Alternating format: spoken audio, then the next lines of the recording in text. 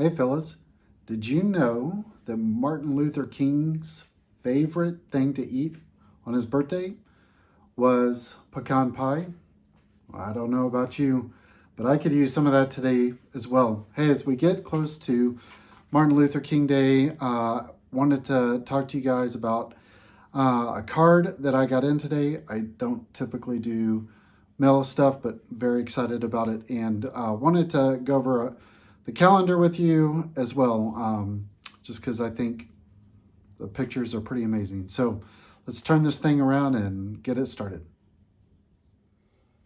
All right, guys, got this turned around. So if this tells you anything, my wife contemplated calling me at work today when she saw this come in. She was that excited for me, which is pretty awesome also that my wife would be that excited for me. So a while back, Drew did 4 interviews with Eddie Watt. And then John Mangini also posted that his collection was, or a good portion of it was destroyed in, I think, his basement, Eddie Watt's basement, being flooded, and recommended if you ever do a TTM with him, with Eddie Watt, to make sure to send him an extra card. So I went ahead and did that, and I had never done a TTM before. It's just not something I've ever done. I know it's been around longer than I've been alive, probably, uh, but I was still very excited to get this in. And so he signed it Ed Watt and Baltimore Orioles. Almost said Baltimore Ravens. We're not talking about football. Of course, they're the Baltimore Colts at this time. So 1973. Funny thing is, I plan on talking a lot more about the 1973 cards coming up here. This would be what I would consider one of the better images from 1973. But that's what came in today. So Ed Watt, yeah, very excited about this card coming in, and you know, I mean, people said he would sign it and send it back, but just quite honestly, it was near Christmas. You never know. So last year, I showed my 2022 calendar of the Negro League Baseball Museum Hall of Fame, and or museum, not Hall of Fame. And so wanted to get this out too and just show you last year's calendar as we head to 2024, and just encourage people to continue to think about the history of the game. I personally love all the images here. So this is obviously the Grays, and you can see Bob Gibson in there. But I don't think I showed this too much last year. But it talks a little bit about the museum and the different teams.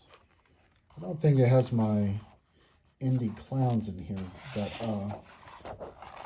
you know, it is what it is. So uh, there you go, Andrew Rube Foster, and the pictures they've redone are just absolutely incredible.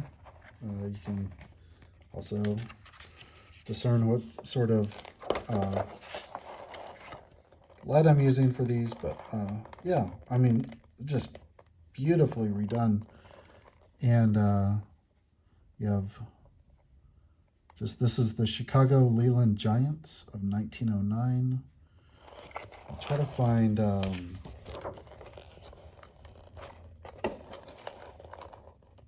cool Papa Bell sliding in there versus the St. Louis Stars, it looks like.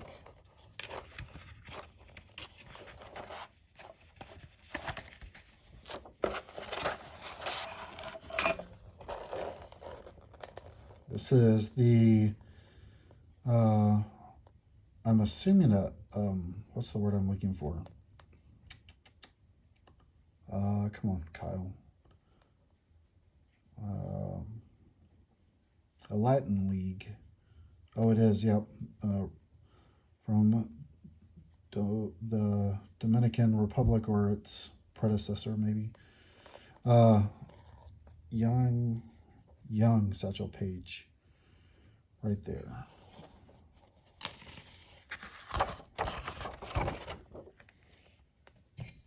Smokey Joe Williams. He looks stoic there to me.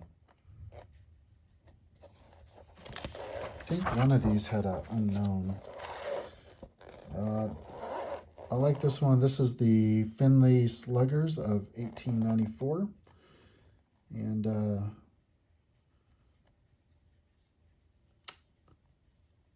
I had a guy who I worked with. He looked like they were related. It was very interesting. Yeah, this picture just kind of makes me wonder what happened between 1890s and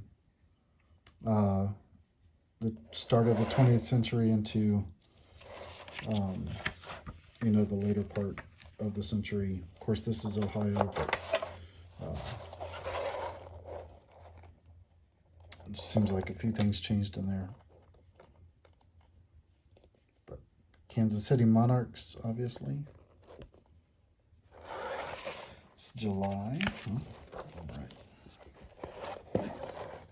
Newark Eagles pitching staff.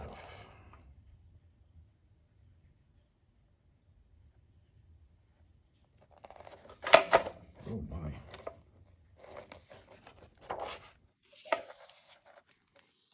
Buck O'Neill.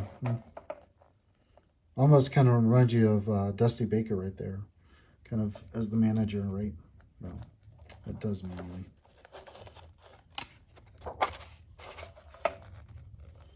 (1939) Newark Eagles team as well.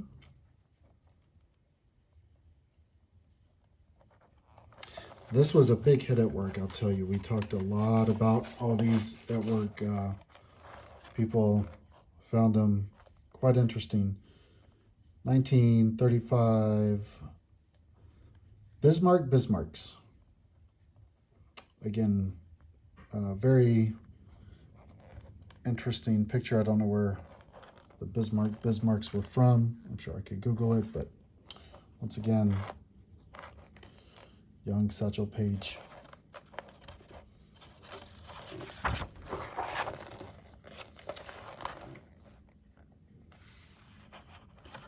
Last one, Judy Johnson. So that's all I have, guys. Yeah, super excited about the card that came in today, and obviously still recommend going and checking them out. The president of the museum also has a podcast, which I don't listen to all the time, but it's very good. So all right, that wraps it up. Hope you guys have a good weekend. See ya.